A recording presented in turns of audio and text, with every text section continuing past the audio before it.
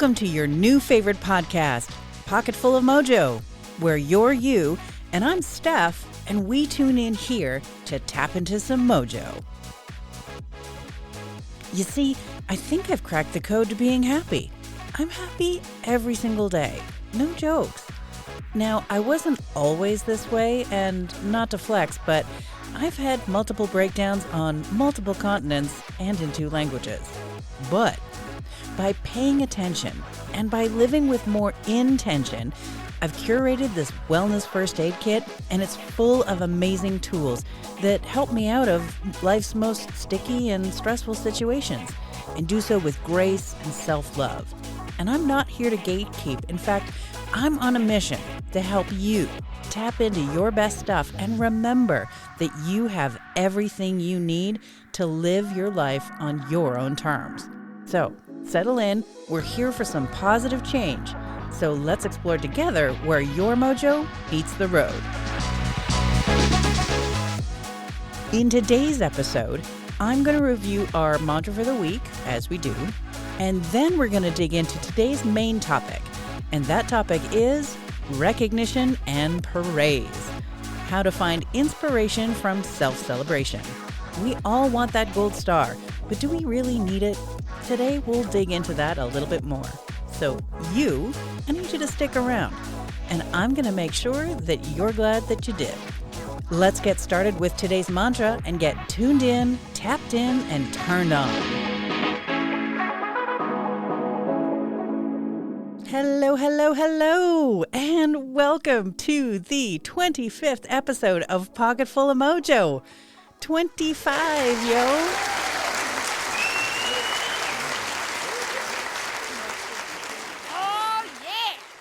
Once again, I'm Steph. I'm your Mojo Maven, your cheerleader, your soul sister. And I couldn't be happier that you're here. I'm so proud to have made it to 25 episodes. Thank you, thank you, thank you. It takes a lot to make one of these, and I'm super grateful to be able to connect with you in this way. And your support, it means the world. So this is going to be a very cool episode. So pitter patter, let's get at her. Let's start by digging into today's mantra. Today's mantra is, I adopt the mindset to praise myself. Fantastic. That's perfect.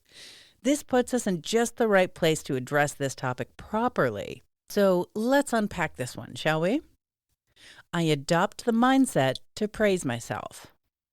Adopting a mindset is a conscious choice. This is something that you're doing for you. You're adopting a mindset to praise yourself because there might be a gap between your efforts and how you perceive your contribution. Or maybe your self-talk is a little lacking when it comes to highlighting your hard work and the good things that you do in this life. The truth is, you're in charge here. And by weaving this kind of mindset into your regular day, you're on the lookout for ways to fill your own cup, which, as it turns out, is more valuable than getting praise from anywhere else.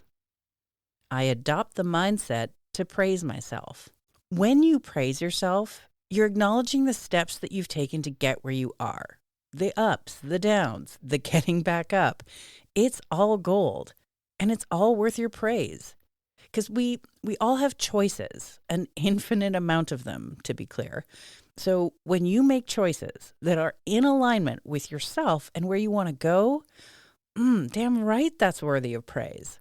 We don't need to wait for the big stuff because no one else is in charge but you, my friend.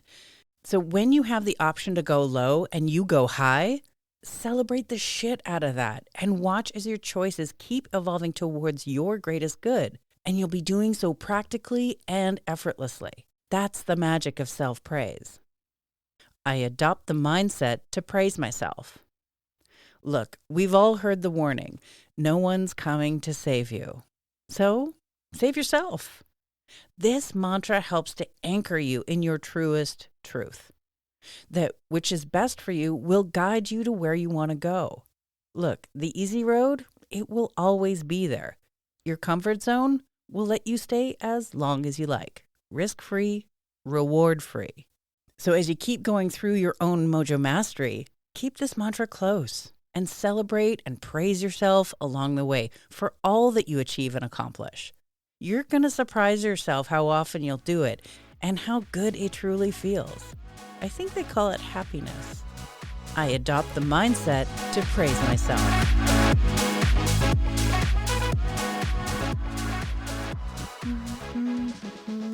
So, welcome back. So, this gold star we were talking about, here's my hot take. Do you really need it? Look, if you're anything like me, you know the feeling all too well. That warm, sweet glow that you get when someone recognizes your hard work and then they shower you with praise. It's like a shot of pure joy right to the heart. But don't get it twisted. It feels amazing in the moment, but clamoring for validation from other people can be a really slippery slope. Today, we're going to take a friendly little stroll through the different sides of recognition and praise. We're going to instead figure out how we can balance our need for validation with a healthier dose of self-love. You in? Let's go. First off, let's talk about why recognition and praise are so irresistible. We're social creatures. We're hardwired to seek out acceptance and approval. When someone, or literally anyone, acknowledges our efforts, it reinforces our self-worth and makes us feel valued. Normal, right? Okay, sure. But for people pleasers, this can become an all-consuming quest. We can become addicted to praise-a-hole. Let's check out some of the pitfalls that we face in trying to do this. Number one, we become dependent on that outside validation. Relying a lot on other people for validation means that your self-worth is at the mercy of someone else. Anyone else. If the praise isn't happening, you might feel unappreciated, and that might lead to self-doubt and some anxiety. And if you're not careful, you'll accept praise from anyone. And we don't like everyone. The next thing that creeps in is number two. You forget what makes you special. Chasing approval can make you mold yourself to fit other people's expectations. Over time, this can cause you to lose touch with your true self as you focus on pleasing everyone else and what they want. Look, there's a reason that you do what you do the way that you do it. Don't forget that. You are the magic ingredient in everything you do. Passing your gift through someone else's filter takes your shine away, and it puts water in your wine. All for a pat on the back? Pff, no ma'am. And then we find ourselves faced with number three, burnout. In your quest for kudos, you might take on maybe a little too much, striving to be perfect in everyone's eyes. But trust me, look, you're not alone. All this effort can make you feel exhausted, physically and emotionally. And ironically, you'll end up getting less recognition. You'll end up not showing up as your best. And it's bound to happen when you're trying to do it all. You're going to end up not doing as well as you could have if you'd done it with some of your own personal flair and with less on your plate. So, now that we've covered all the pitfalls, let's shift gears for a second into something a little more uplifting. Finally, right? And that is honoring yourself. Look, self-validation is the key to breaking free from the dependency that we used to have on all that outside praise. Here's how you can start. Start with some self-reflection. This is the part where you take time on the regular to think about your own achievements and your badass qualities. Who knows these better than you? This is your chance to tip your hat to your own efforts and celebrate your success, no matter how small. Grabbing a journal and writing things down can be a great tool for this. Just write down 3 things that you're proud of every day and watch how your sense of self-worth starts to grow. It seems so simple, and I'm sure you've heard this advice a million times, but you know why? It's super effective. While you've got that journal open, set some personal goals. When you look at your to-do list, how many things are on that list that contribute to you and your own stuff? I hear ya. It's easy to get swept away in doing things for other people. So this is your chance. Set one or some goals that are meaningful for you, not just ones that will earn other people's approval. Boring. Done that already. Try something that makes you feel fulfilled and satisfied, something that fires you up a little bit. And when you achieve these goals, watch out. It's going to feel amazing, and you're going to sense a shift in how and where you want to spend your precious time and energy. Which takes us to number 3, the practice of self-compassion. Be kind to yourself. Understand that it's okay to make mistakes and that you don't need to be perfect. Did someone neglect to give you your just desserts? Cool. Did someone overlook your worthiness and ability due to whatever reason? Also cool. Your worth and your success are still real, and it's still true, and it doesn't have to be decided by committee. Maybe you're feeling the sting of missing cheers for your work. Remember to treat yourself with the same compassion that you'd offer a coworker or a friend. You'd be all, oh, you don't need them. And you'd be right. Because when you create a culture of feedback, it comes naturally and lets you know where you're at. And look, while self-validation is crucial, it's also important to find a healthy balance. Recognition and praise from other people isn't necessarily bad, but does become problematic when we depend on it from other people exclusively. And so here's how we're going to strike that balance. Step 1, get constructive feedback. So instead of seeking praise, you're going to want to ask specifically for constructive feedback. This takes the ego out of it and helps you grow and improve without tying it to your self-worth or compliments. Plus, it shows other people that you value their input for your personal development, not just for validation. The next thing you're going to want to do is make sure that you also acknowledge other people. Practice giving genuine praise and recognition for other people. Create an environment wherever you're at, whether it's the dinner table or the boardroom, where it's just part of the culture. This is going to shift your focus outward and helps you appreciate the value of other people's contributions. It really creates a positive feedback loop, as people are more likely to reciprocate your appreciation. And that's where you'll be able to create a supportive network. You gotta surround yourself with people who support and uplift you. Your VIP list is for superstars only. A strong support network can get you the validation we all need, but in a healthy and balanced way that doesn't overshadow your self-worth.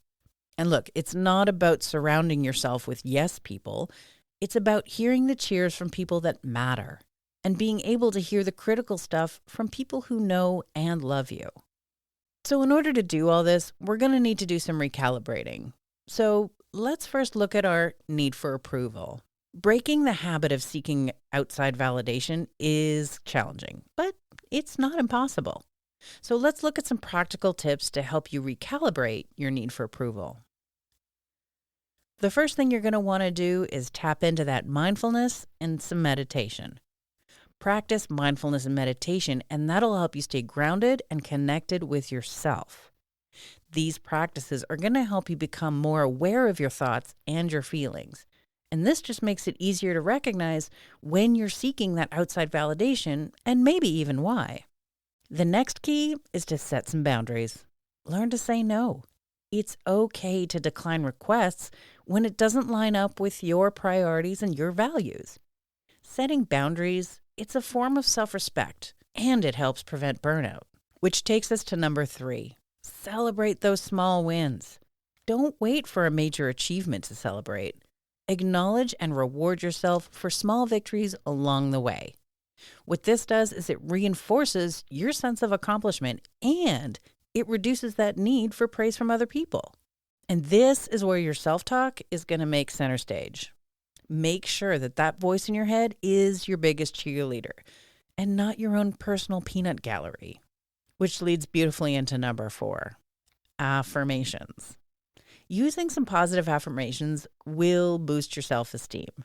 Repeat some affirmations like, I'm worthy, I'm enough, I'm fabulous, I'm awesome. Whatever feels right for you, make it yours.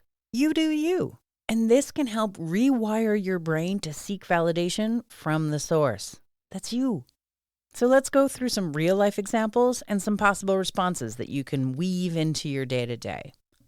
So, like scenario one, you've worked hard on a project at work, and instead of waiting for your boss to acknowledge your efforts, just take a beat to recognize your own hard work. Think about it for a second. Think about what you learned and how you grew and how you're better now than you were when you started. When the feedback does come from the old boss, use it to improve rather than to confirm your worth. You know your worth. So the old response would have been feeling anxious or unappreciated if there's no immediate praise. But the new response?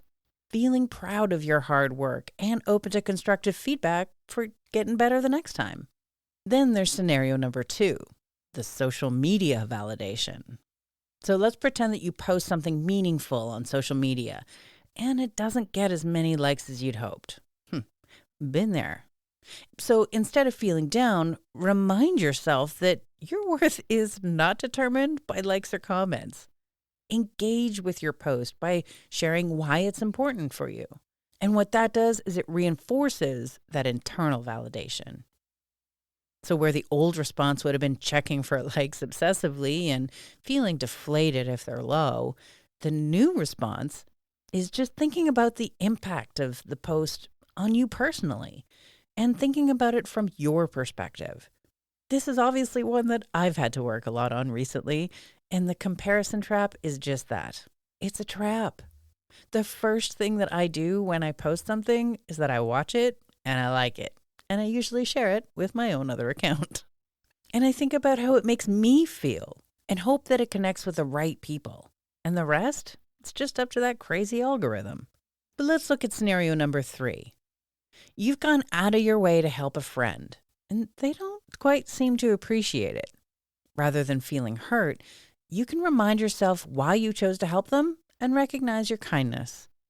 Understanding that your actions are valuable. Regardless of that outside acknowledgement, it can be liberating.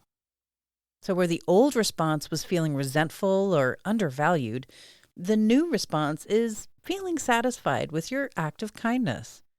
Understanding that appreciation doesn't always need to be verbalized. It's a big one, and it's one our ego doesn't like very much. It's a tough one for the ego to swallow. But look, you don't know what you don't know. Your friend may have all the appreciation for what you did, but just didn't get the chance to thank you in a way that resonated with you. And when you fill your own cup, you'll never be thirsty. Now, when we talk about celebration, it starts with a party for one. So when we talk about that, the path from jonesing for outside validation to getting good at self-validation, it's a gradual one. It's about learning to appreciate yourself and your hard work without relying on other people's opinions. Remember, opinions are like assholes. Everybody has one. And if they're not paying your bills, it's okay to pay them no mind.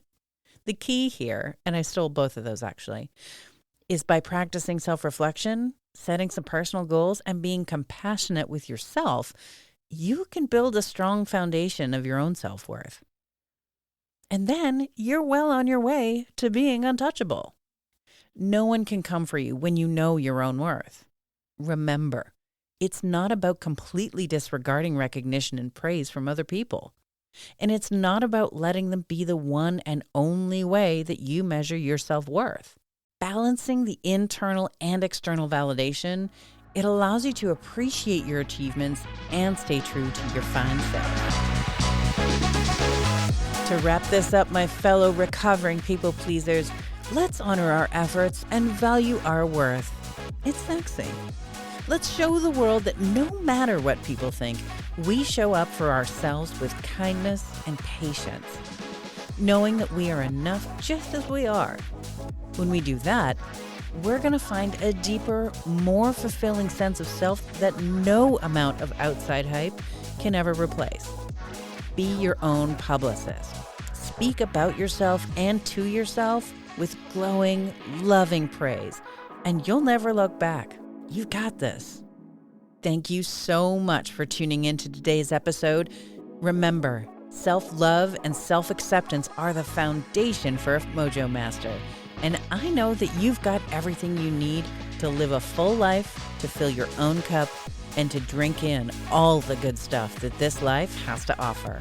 You deserve it. I invite you to please come back next time where we're going to explore all that is self-image and self-esteem.